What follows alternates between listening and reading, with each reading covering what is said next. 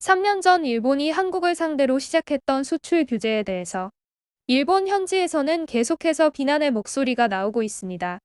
일본 언론들은 일제히 정부를 맹비난하고 있는데요. 3년 동안 한국은 탈일본화를 성공시키며 오히려 경제력을 높이는 데 일조했다는 반응입니다. 하지만 일본 정부는 여전히 어떠한 입장을 발표하지도 않으며 부정하려는 모습입니다.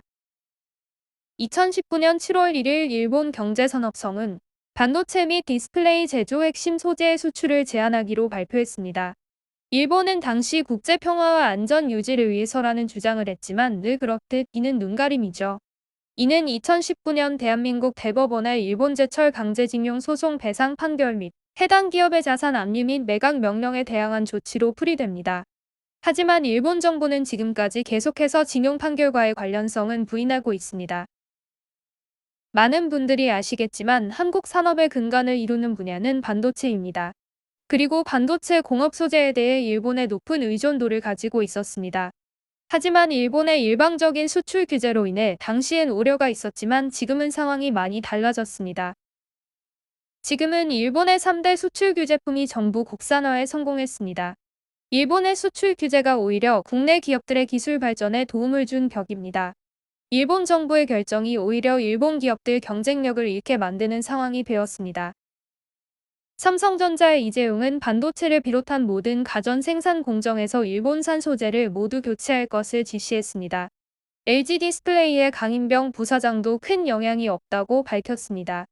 이외에도 많은 기업들은 자신감을 보이며 국산화 변경을 성공했고 국내 소부장 기업들의 경쟁력은 높아졌습니다.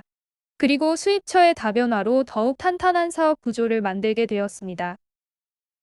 일본 언론은 대한민국과의 관계로 인해 점점 경쟁력을 잃어가는 상황에 대한 우려를 표하고 있습니다.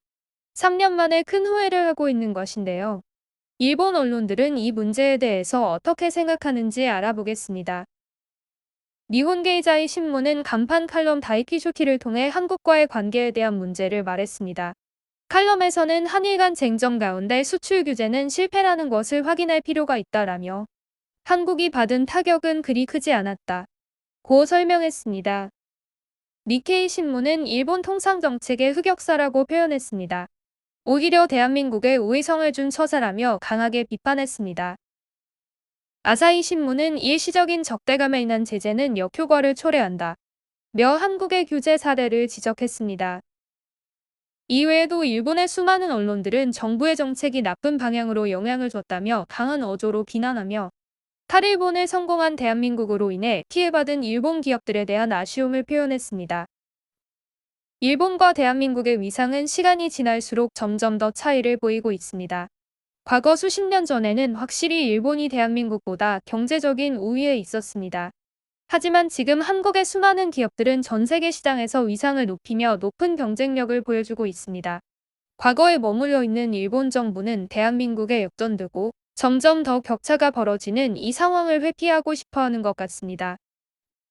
지난 몇 년 동안 대한민국 경제인들은 한마음 한뜻으로 일본의 영향력에서 벗어나기 위해 힘썼습니다. 수많은 분들의 노력으로 인해 말도 안 되는 일들을 해냈습니다. 앞으로도 더 높은 경쟁력을 만들어내는 기업이 많아지길 바라며 영상 마치겠습니다. 감사합니다.